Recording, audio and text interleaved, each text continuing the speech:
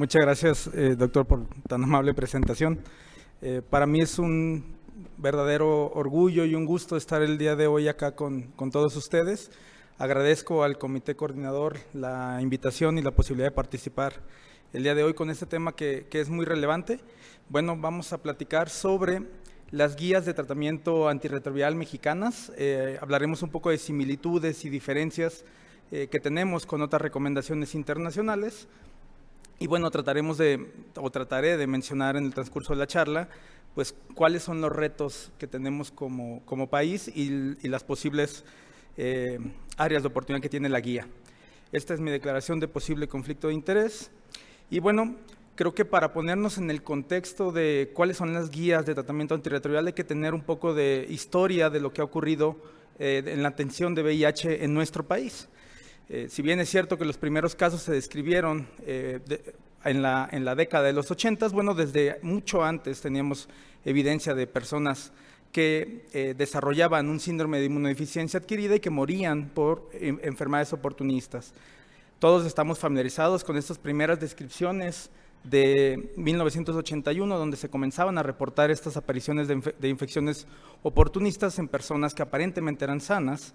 Y para 1983 se tuvo el primer caso de infección por VIH y SIDA en nuestro país. Esto fue atendido y diagnosticado en el Instituto Nacional de Ciencias Médicas y Nutrición Salvador Subirán.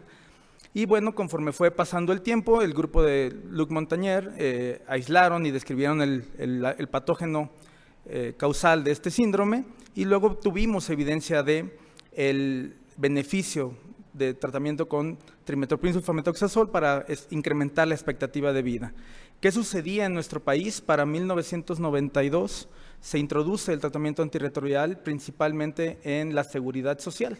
Esto solamente estaba disponible para aquellos que eran derechohabientes, pero afortunadamente, gracias a un movimiento de la sociedad civil en conjunto con los médicos tratantes, para 1997 se crea FONSIDA, y a partir de 1998 pues es que tenemos el acceso en Secretaría de Salud al tratamiento antirretroviral.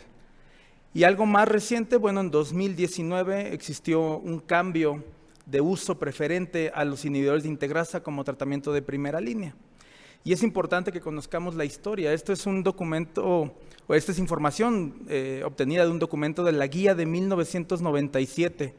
Esta guía todavía refleja un tanto las limitantes que teníamos como país en términos de disponibilidad de tratamiento antirretroviral y un poco basado en las recomendaciones que existían en ese momento, donde dependiendo de la carga viral y de la cuenta de CD4 se hacían recomendaciones de uso de tratamiento antirretroviral que estaba basado en monoterapia con un nucleósido o biterapia con AZT o DDI o AZT con lamivudina, y solo en aquellos que tenían una enfermedad avanzada se incluía o se recomendaba que, de ser posible y de contar con el fármaco, se introdujera un inhibidor de la proteasa.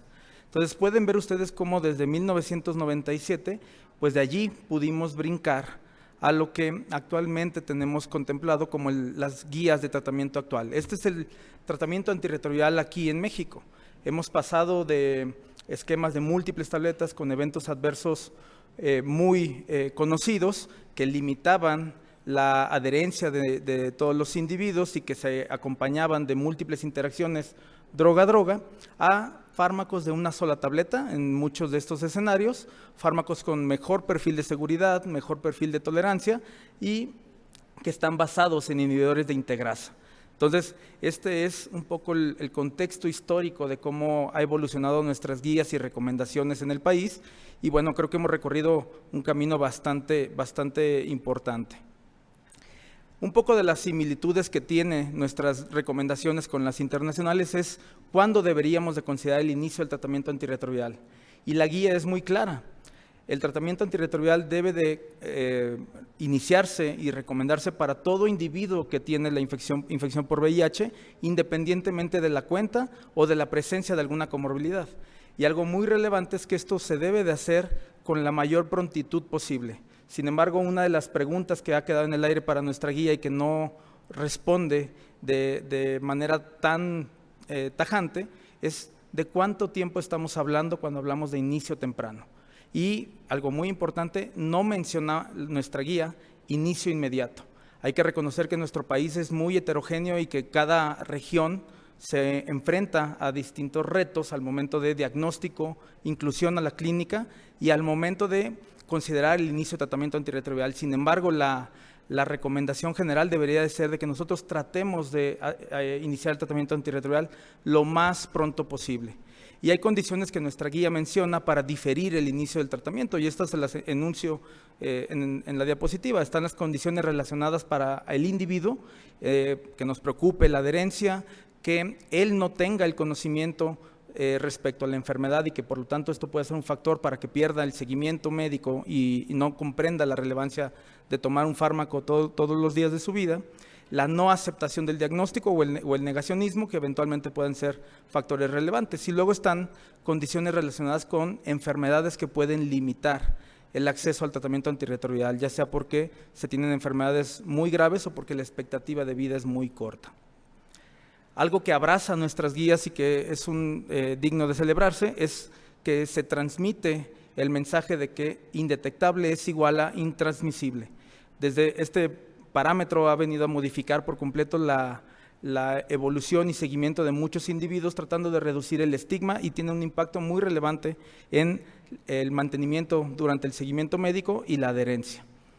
Ahora paso a mencionarles un poco de los esquemas recomendados de primera línea. En esta diapositiva trato de hacer una comparativa de lo que recomienda nuestro país. En la primera columna pueden ver ustedes, los esquemas preferentes están basados en inhibidores de integrasa y se hace una mayor recomendación a esquemas basados en una tableta, porque todos conocemos el beneficio que tiene el que un esquema pueda ser fácil de consumo y que sea tolerable para nuestros pacientes.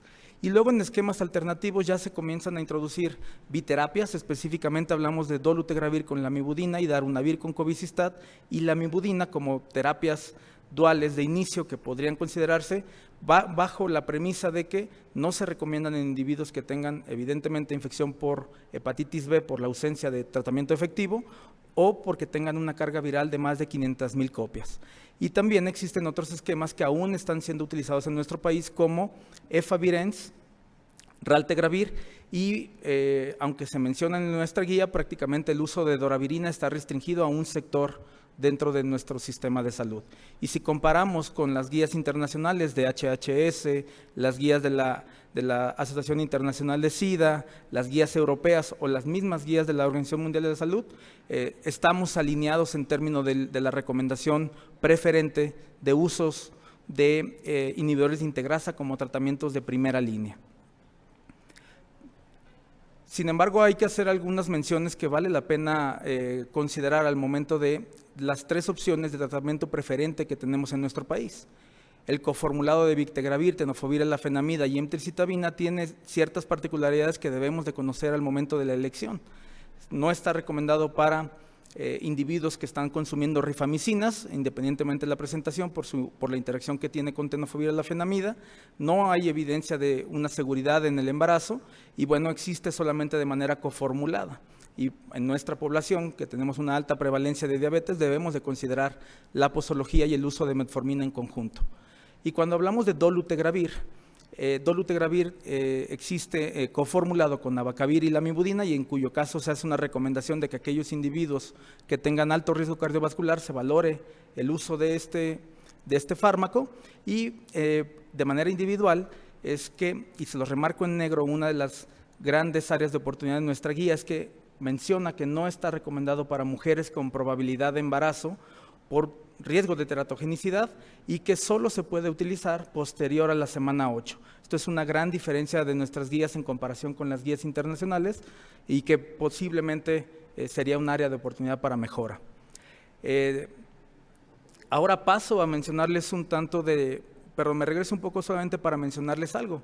Tenemos estas tres opciones, sin embargo, en la práctica sabemos que el uso o la elección del tratante para alguno de estos esquemas no necesariamente está basado en la posibilidad de uso, sino en la disponibilidad del esquema.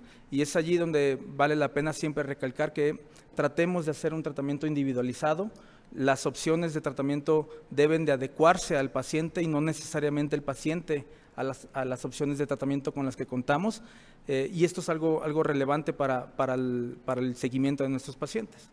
Ahora, en comentarios específicos sobre las opciones alternativas, el panorama es un poco más desalentador. Pueden ver ustedes cómo dolutegravir lamivudina, a pesar de que aparece como una recomendación de tratamiento alternativo, actualmente no está disponible en el medio público, no tenemos acceso hasta el momento de este fármaco, aunque ha sido recientemente aprobado. La opción de doravirina está solamente disponible en uno de los sectores de nuestro sistema de salud. Prácticamente el ISSSTE y la Secretaría de Salud no tenemos acceso a este fármaco, por lo tanto llama a la atención la inclusión de esta recomendación cuando no tenemos una disponibilidad del mismo. Y luego está la recomendación de Favirenz. Sabemos que en nuestro país la prevalencia de resistencia transmitida a los no nucleócidos supera el 10%. Incluso esta publicación reciente del grupo de Santiago Ávila del 2021, en la Ciudad de México se estima una prevalencia de resistencia que supera el 13% para los análogos no nucleócidos. Por lo tanto, es indudable que se requiere el uso de un genotipo basal previo o como recomendación de buena práctica, previo a la consideración de utilizar Efavirenz. Y luego está la recomendación de utilizar darunavir con cobicistat. Esto en particular se menciona para aquellos individuos que tienen algún grado de intolerancia a los inhibidores de integrasa, pero también hay que considerar que es un elemento base para el rescate ante falla a estos primeros esquemas. Y por último, raltegravir, que raltegravir se ha un poco segmentado a individuos que tienen tuberculosis, embarazo, o en aquellos que tienen alguna contraindicación específica para dolutegravir o victegravir. ¿Qué dicen nuestras guías sobre falla a tratamiento? Como es evidente que tenemos un uso heterogéneo del tratamiento antirretroviral, habrá todavía individuos que van a fallar a un primer esquema con Efavirenz, y por lo tanto la recomendación es que idealmente contemos con un genotipo. Si no contamos con este genotipo de manera inicial, se puede obtener los resultados de manera posterior, y les muestro la graduación de recomendación de acuerdo a las guías. Ponen a dolutegravir con una evidencia de A1 versus darunavir con cobicistat con una evidencia de B3, y ya con menor grado de recomendación entra darunavir con ritonavir y lopinavir con ritonavir. Hay que recordar que cada uno de estos esquemas de rescate involucra cierto número de tabletas y también interacciones droga-droga potenciales. Y en el otro escenario, cada vez menos frecuente, está aquellos individuos que fallan un inhibidor de la proteasa de primera generación o a darunavir, siempre y cuando no presenten mutaciones de resistencia. Se hace la recomendación de que se haga un rescate con darunavir con cobicistat o con darunavir con ritonavir, y esto a expensas del uso y el historial de exposición a darunavir. Y por último, el escenario que probablemente nos estemos enfrentando en siguientes años es a la falla a inhibidores de la integrasa. Aquí se hace la recomendación de que se tenga un genotipo específico para inhibidor de integrasa, y si no se cuenta con él, independientemente de esto, se puede hacer un rescate siempre y cuando se haga con las siguientes recomendaciones. Está la opción de utilizar darunavir con cobicistat, una recomendación A3, o utilizar darunavir con ritonavir o lopinavir con ritonavir de manera convencional. Ahí pueden ver ustedes la graduación, y luego también se incluyó este nuevo esquema de ahorrador de los análogos nucleócidos, en el que se puede utilizar darunavir con cobicistat más dolutegravir. Sin embargo, vean la mención que hace acá la guía, en el que no hay evidencia publicada de la eficacia y durabilidad de este esquema viniendo de una falla de inhibidores de integrasa. Entonces, esto es algo digno a mencionar y que debemos de tener presente. Y por último, una de las grandes diferencias en nuestra guía son las recomendaciones para embarazo. Esta es una gran área de oportunidad para el país en términos de recomendaciones. Nuevamente les hago la comparativa con guías internacionales. Pueden ver ustedes como DHHS, IAS, las guías europeas y la misma Organización Mundial de la Salud se han alineado en términos de reconocer que dolutegravir es el fármaco ideal independientemente del trimestre de embarazo, ya con base en los resultados de vigilancia epidemiológica que se ha reportado en CEPAMO y con las cortes de vida real. Sin embargo, en nuestro país existe la enmienda de que el uso de dolutegravir esté limitado cuando el embarazo supera las 8 semanas. Por lo tanto, esto hacen la recomendación de que se use raltegravir en aquellas mujeres embarazadas que tienen menos de 8 semanas de embarazo, lo cual es un tanto complejo de de identificar y de localizar en la práctica clínica rutinaria.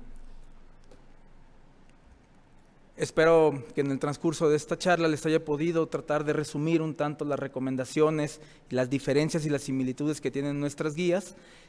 Sin duda que la guía de tratamiento antirretroviral se alinea con las recomendaciones internacionales respecto al uso de inhibidores de integrasa como régimen inicial y preferente. La elección del tratamiento antirretroviral debe de ser individualizada y el médico debe de considerar todas las variables que involucran a cada uno de los individuos para tomar la elección de cada uno de estos regímenes, y debería de ser así en la práctica. Es algo que debemos de tratar de fomentar, y existen estas áreas de oportunidad, como las he tratado de mencionar, en las cuales nuestras guías y nuestras recomendaciones pueden actualizarse e incorporar nueva evidencia científica que ya está siendo aplicada en distintas partes del mundo. Les agradezco mucho el tiempo y la invitación a este ponente.